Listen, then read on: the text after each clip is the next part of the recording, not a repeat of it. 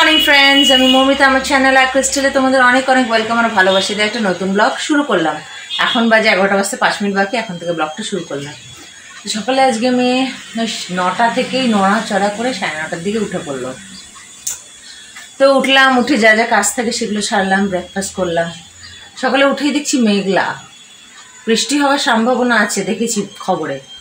তো ভাবলাম হবে নাকি, তারপর দেখলাম মেঘলাটা কেটে গিয়ে এখন আবার রোদ উঠেছে। ও ওই যে মা বলছে ভোরের দিকে বৃষ্টি হয়েছে, তো এখন আবার রোদ উঠেছে দেখছি সুন্দর। আর গরমও লাগছে, মেয়ে বলছে মা গরম লাগছে।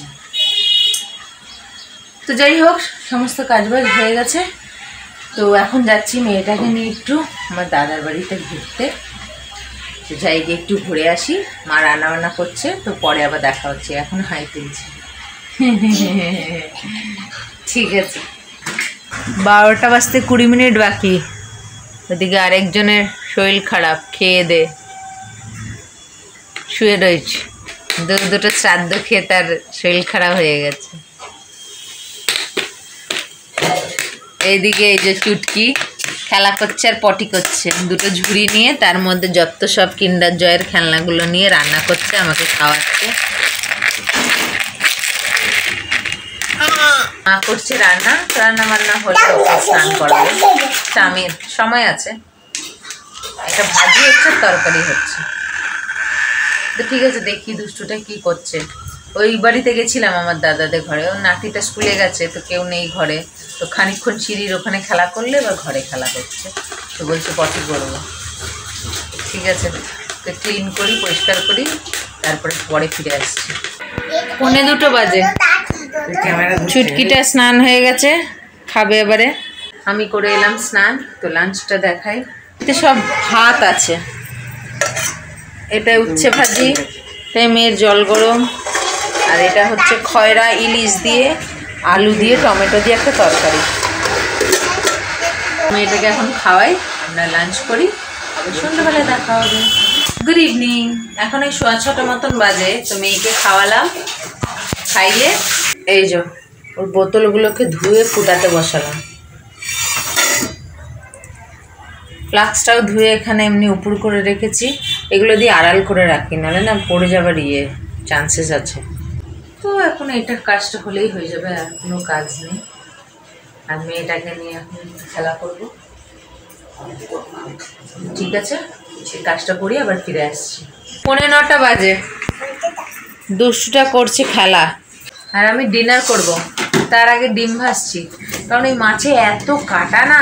ইলিশ মাছের বাচ্চা, তো ইলিশ মাছে কত কাটা, তার আবার বাচ্চা অত্যাধিক কাটা। এত কাটা খেতে পারবো না, বাবারে বাবা। এই জন্য আমি চারাপোনা করে পছন্দ করি না। কড়কড়া করে যে যদি ভাজা থাকতো তাহলে একটু খাওয়া যায়, তরকারিতে দিয়ে দিলে না কাটা নরম হয়ে যায়, খুব কষ্ট হচ্ছিল। ওই জন্য একটা ডিম ভাজছি, ডিম ভাজা দিয়ে ভাত খাবো।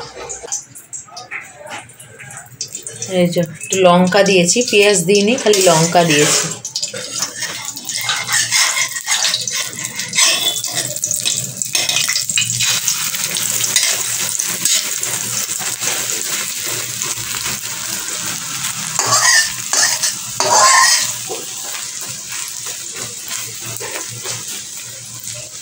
অনেকক্ষণ ধরে ফেটেছি, তো বেশ ফুলেছে। শুধু পেঁয়াজ না দিয়ে করলে না একটু ফোলে, পেঁয়াজ দিলে ফুলতে চায় না। তো ওই জন্য আর ডিমটা ভাসছে, আর ওখানে খেলা করছে মা বাবা ওই ঘরে। এমনি তরকারি ভালো হয়েছে, কিন্তু অত্যাধিক কাটা রাত দুপুরবেলা, তাই আমার গলায় আটকে যায় প্রায় একটা। কি ভাগ্যিস চলে গেল। এত পারি না বাবা। আমি ইলিশ মাছ খেতে পারবো, ইলিশ মাছও আমি ওই খেয়ে যে চিবিয়ে খেয়ে নিই তা না, ওই চিবিয়ে লাস্টে ফেলে দিই এইভাবে।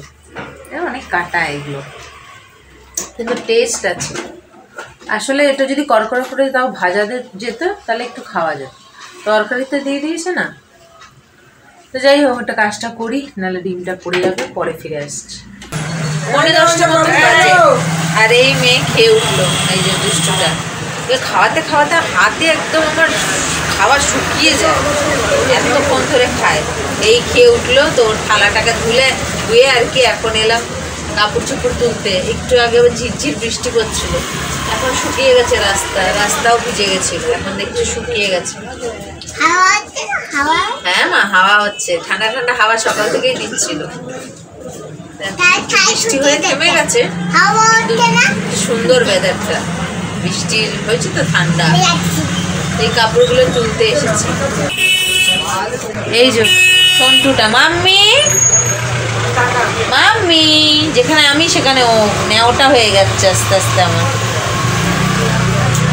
একটু এদিক ওদিক গেলে মামি তো দায়, মামি তো দায়, এমন করে কাঁদবে যেন কি নাকি।